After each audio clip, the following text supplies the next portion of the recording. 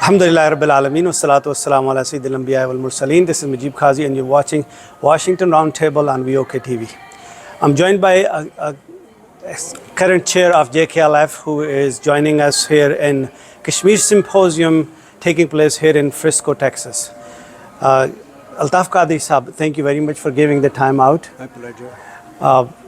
I see you always on the struggle to bring awareness about this long outstanding issue of Kashmir, and you just had a seminar very recently, now the symposium.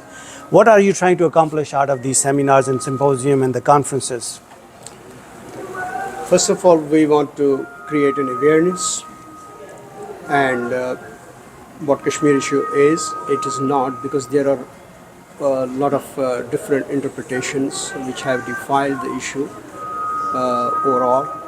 So we want to put up a correct narrative that what actually Kashmiris want. And we are not against India, we are not against Pakistan.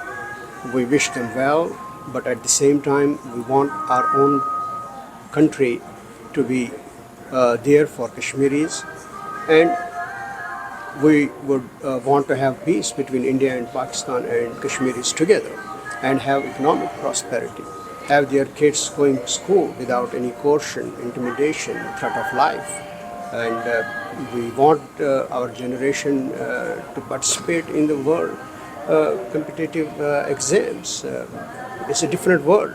We have been held back because of the irresponsible approach adopted by India and Pakistan. I think these are all issues that have been ignored by the world, and seminars like this and the conference can apprise them and probably bring their attention to this.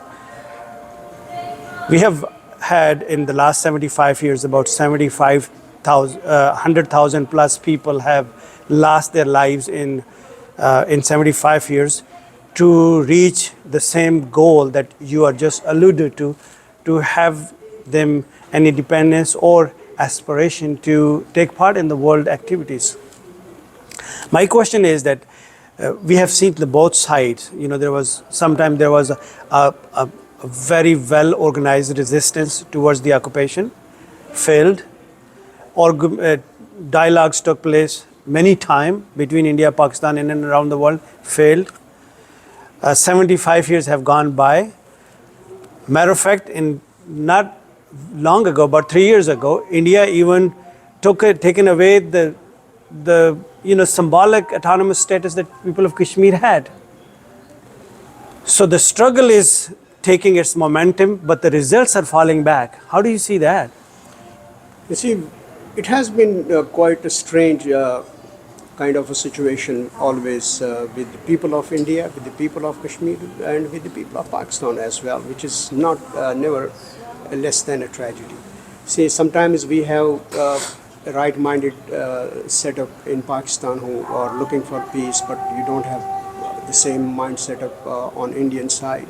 Sometimes you have right mind setup from India who are looking for peace, and then you don't have a right mind setup in Pakistan. So that's why it has been held back. Otherwise, I don't think.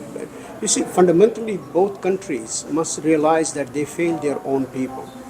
India fails the people who died in this conflict, whether it is Indian army or Indian people, or we failed our own people, whether they were Hindus, Muslims, Sikhs in Kashmir. We failed them, and which is very unfortunate. And at the same time, Pakistan failed their own people who die in this conflict on the borders. They are also suffering of. I have no clue what is going around their heads. Why don't they wrap at their head and see things in a right perspective? A common man who is walking out on the street, whether it's New York, Chicago, or LA, and you ask them a question, I'm just asking, this is a hypothetical question that I'm posing on you and probably putting you on spot. If you were to ask them that who is actually responsible for the mess that is being created inside Kashmir, what would be your answer to that? Absolutely, both countries. India and Pakistan? Absolutely, there is no doubt. They are pumping in money, corrupting the mindset in Kashmir. Now, suppose this abrogation of Article 370. What is this? It has complicated more Kashmir issue. It has not served India, and it's never going to serve India at all. I tell you honestly, this is the current Prime Minister of India is a megalomaniac fascist man, and he has abrogated 370. In my opinion, he has added or deleted or edited few lines in the Constitution. It is writing on the sand. It's not going to change anything on ground. People are still suffering. They were suffering before. They will suffer again. They will hold elections which are farcical by Indian money. They corrupt Kashmiri people. They will take their money, but at the end of the day, it's not going to bring any substantive change on ground. They will have to face people of Kashmir today, tomorrow, day after tomorrow. They will have to give us freedom. Well, I think it's a very complex issue. There is no perfect solution to it. But if I were to ask you this, again, hypothetical question, which should not be taken away from the reality, in your assessment and the struggle that you have been involved for so long, if there's one country that can play the role to get this issue resolved, what would that country be? No other country other than United States. Thank you very much. They have political influence in Pakistan. They have political influence in India. They are the only. This is the only country which could bring some peace between two countries and can bring freedom to the people of Kashmir as well. Well, I wish you good luck on the symposium, and we'll come back to you after the symposium for your thoughts, what you're trying to accomplish from this seminar. Thank you very much for being on the show. I appreciate it. Thank you. Alhamdulillah Rabbil Alameen, wassalatu wassalamu ala Sayyidil Anbiya wal Mursaleen. This is mujeebkazi, and you're watching Washington Roundtable on VOKTV. I'm joined by a young Kashmiri who is joining us to attend a Kashmir symposium taking place here in Frisco, Texas. My first question would be, Mr. Qadri, thank you very much for giving the time out and being on the show. Are you a Kashmiri?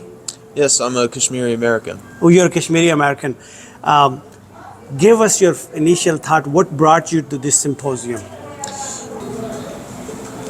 Well, my interest in this topic started when I realized that I've never met any of my real family, you know. My grandfather passed away over this last year, and I never met him. And there's also, you know, I hear about Kashmir in the news, the most occupied country on the planet, and I just wondered to myself, what are my relatives going to do? You know, it causes a lot of worry for me, and I'm here today to basically show my support with my family and loved ones, and to call to action the other nations that can help. Yeah, well, I really appreciate you coming out and speaking. So this is the tragedy of Kashmir. Divided families on both sides of the aisle, and some people have scattered around the globe. As he mentioned, that people have not been able to visit back and see their families, and some of them have already passed away. People who have not seen their uncles, aunts, and grandparents.